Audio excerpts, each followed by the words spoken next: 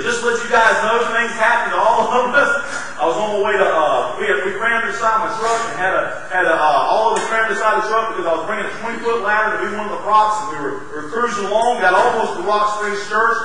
I looked in the back and the ladder was gone. The ladder was gone, so I brought them home to church, and you know how the wife, man, you know how the wives are going to be. You should never brought the ladder in the first place, and I just we were having a good time and just great intense fellowship, and got everybody here. I said, Knox, you want to ride back with me? He said, yeah. I said, and I didn't speak. But I got out there and I was just cruising. We went all the way back to my house, 25 minutes away, and never found the ladder. So within 15 minutes, somebody had picked up the ladder and decided it would be a good aluminum strap, so they stuck it in the truck, and it was somebody else's ladder too, my next door neighbor's ladder.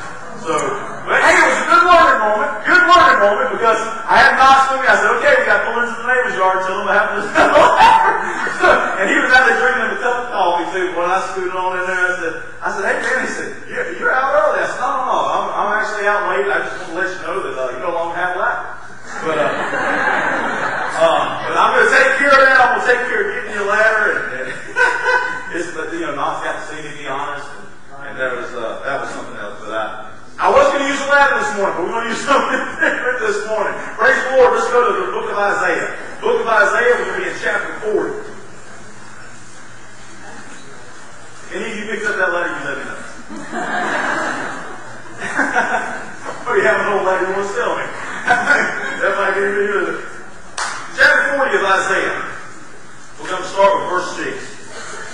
The voice said, cry, and he said, what shall I cry? All flesh is grass, and all the goodliness thereof is the flower of the field. The grass withereth, the flower fadeth, but the Spirit of the Lord bloweth upon it. Surely the people is grass.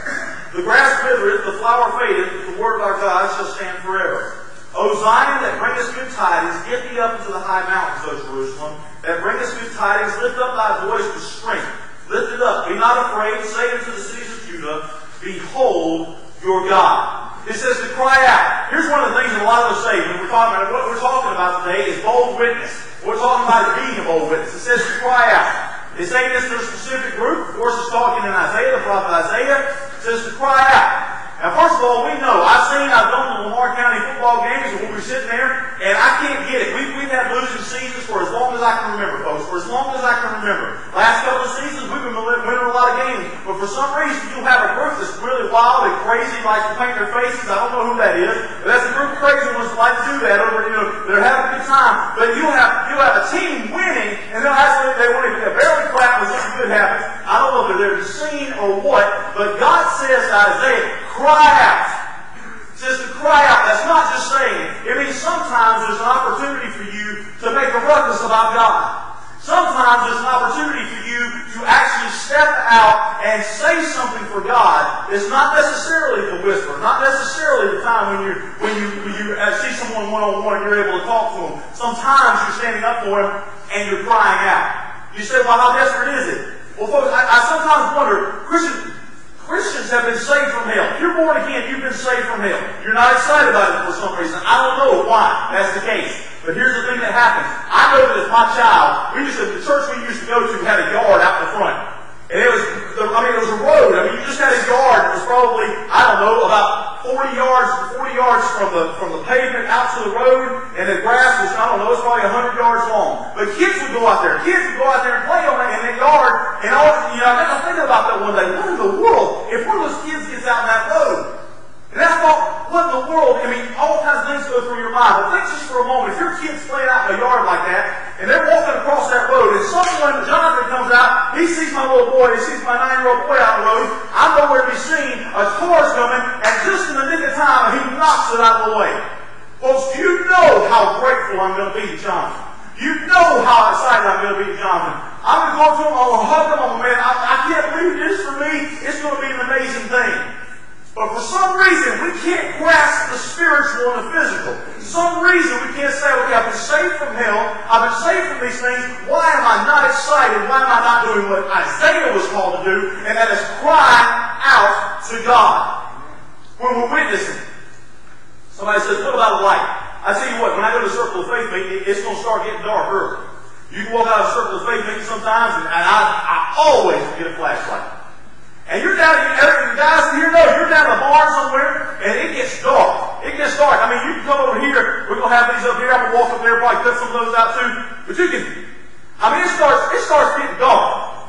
I mean, you're walking around all over the place. Hey, let's just go around here. It's around here somewhere. Let's just start turning out some lights. And I mean, it'll absolutely, if you get into pitch darkness, if you get to the fact, you get to a place where everything is absolutely dark, you get kind of scared. I don't care who you are. And you're not so much scared somebody's going to jump at you, although out the men's meeting, somebody probably will just to have a heart attack. But you get to a point where there's very little light. Now, I know we have it over these windows here. But there was a church one time, folks. There was a church. 3,000 members. The pastor was telling a story. 3,000 members. He said all the lights went out, all the emergency lights went out, and we didn't have windows in the sanctuary. So it was incredibly dark in our church. We couldn't see anything. Nothing. He said I would go around and I would try to see where I was going. I was fumbling. See, a lot of guys at Shannon will pull out their cell phones just so they can have light, like old lighters at the concerts and stuff. But just so they could have lights, they would do that. He said, I was trying to make it, I heard kids crying, but our emergency lights weren't working or anything. But I came around the corner, and there was a lady, she had a small little reading light. A small little reading light. Folks, you begin to put just the slightest bit of light into darkness, and people are going to notice it and are going to be drawn to it. I don't care if it's a small light. Any kind of light you can emit, people begin to be drawn to it, folks. And the more light you put into a situation, the more you feel at ease. The more you feel like, man, I hope Brian doesn't do something crazy and have us all scared in here. You think all this kind of stuff that can happen to you. Folks, it's a light. He said, I saw that little light, and all of a sudden, I was reassured as to what was going on. Folks, you are light in this world. But folks, sometimes people don't realize it. Things have gotten so dark. Things have gotten so dark in America. And what they do, they're calling you. God is calling you to cry out to America. What are you crying out? We're going to find out right here in these verses. It says, what shall I cry? Isaiah wants to know what they're supposed to cry. Christians are a different group. And there were some old writings back when the Christians were just first founded and they were called Christians. They were first called Christians. They said they're a different group. They don't even act like they're from here. They're smiling all the time. They're persecuted. This is when they're persecuted. They don't act like they're from here. They act like they have another place to go to. They got another land to go to. They're people of a different land, and they act like that. They act as though they're supposed to be somewhere else, Sammy. There are different people. He says, tell them that they're grass. Tell them that they're grass. Folks, I don't know about you. I was downstairs and Mariana had to look through some old pictures. You ever get nostalgic when you go and start looking at some old pictures? I mean, you don't even think about the pictures until you go through this box of pictures. There's like hundreds and hundreds, and you start taking a look at pictures. I found one of Knox and Mason Weldon when they were itty bitty, man, pulling this little money tree at the church we used to go to. And man, I got nostalgic. But I wonder, folks, I sit there and I get to looking and time's flying, and man, Knox has weighed about, I don't know, a lot more than that. And I see him hugging his sister. That doesn't happen much anymore. They were little. But you remember back, think just for a minute. Can you remember back to school, or remember back when you're maybe your early 20s and stuff? You had a friend who died early. I remember in high school. This is what I remember. I remember in high school that there were 2 or 3 people that actually lost their lives that was friends. But you could be sitting there, everything going on fine. Somebody had attention the day before, but the next day they were no longer even around. They were no longer even there. They were no longer, you can't even imagine, you were just talking to them the day before. You were just telling them, man, what in the world, that is so cool that you got attention. And then the next day you realize they're not even there. And you're saying, no, this is so strange. Of course, somewhere. Maybe if I go to his house, maybe if I call his house, maybe I do that. Those parents would love for them to have attention another couple of days, just to have them back. But God says, you tell those people they're grass. They're grass. That their lives are going to be like this. They're going to be like the flowers of the field. That it's going to be tough.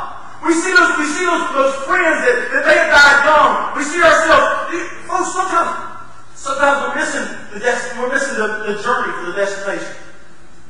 Always think about sometimes being successful and having this and having that, having this and having that, that we miss the destination. Do you know that in your Christian life, this book is your trip?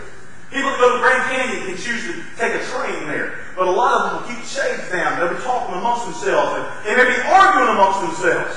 Arguing amongst themselves about, you got the better seat, or the lighting's not good in here. And they keep the shade down the whole way until they get there, and they're not looking at the beautiful countryside they're passing the whole way. They're not looking at all of that is happening around them. Folks, we are living lives where we're spending, men especially, grown men, we're spending our lives on video games constantly. Give me a break. Set it down. Do something with your life. Do something. I'm a young guy. I'm telling you. I remember the Nintendo. We go back. We had Nintendo and everybody played. But something happened. Something happened to my generation. They didn't stop playing them. They didn't stop playing them. The excuse is now I play with my son. But you play with your son 5 or 6 hours a night. And then he's going to do the same thing. You know what the devil loves? The devil loves to get you into 100 different things where you miss life. God says, you tell the world they're